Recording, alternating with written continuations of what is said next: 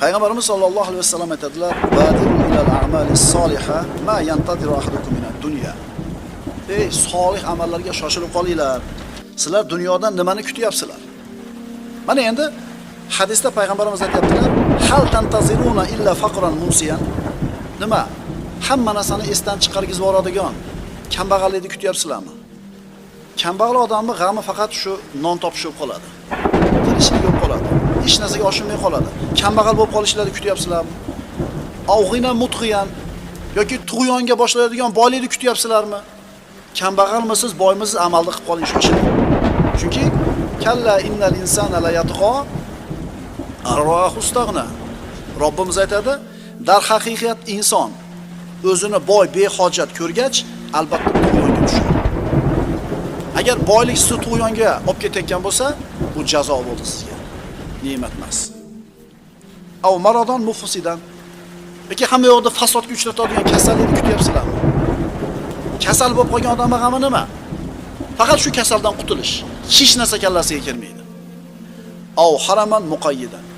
Yoki ko'p ishlarni qilishdan to'xtatib qo'yadigan, bog'lab qo'yadigan, o'tkazib qo'yadigan qarilikni kutyapsizlar. Qarilik akalar, qarilik. Bu mashaqqat agar Alloh yengil qilmasa. Xohlagan narsasini yeyolmaydi. Yesa hazm qila oladi, yo qila olmaydi. O'tirsa tura olmaydi, tursa o'tira olmaydi. Ya'ni mana shu narsalar kelguncha solih amallarni qilib qolinglar. Mana shu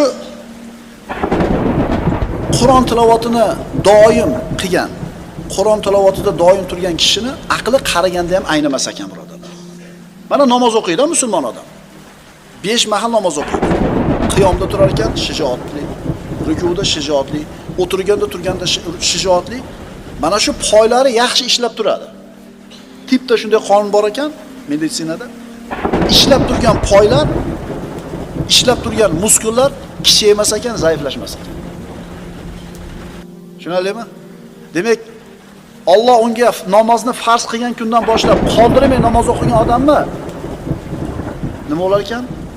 Sog'ligi zo'r bo'lar ekan. Shuning uchun aytiladi, 98 yil umr ko'rdi bir jalil ulug' olimlardan bittasi. A'zolari ham yo'q o'rnida. Qanday qilib erishdingiz bu narsaga?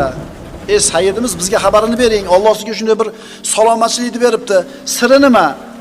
Deganida aytdi: "Ey bolam, bu a'zolarni Alloh yoshligimizda bizga omonat qilib qo'ydi. Haromdan saqladik, qariganimizda Alloh bizga saqlab berdi bularni. Ma asobakum min musibatin fa bima kasabat aydikum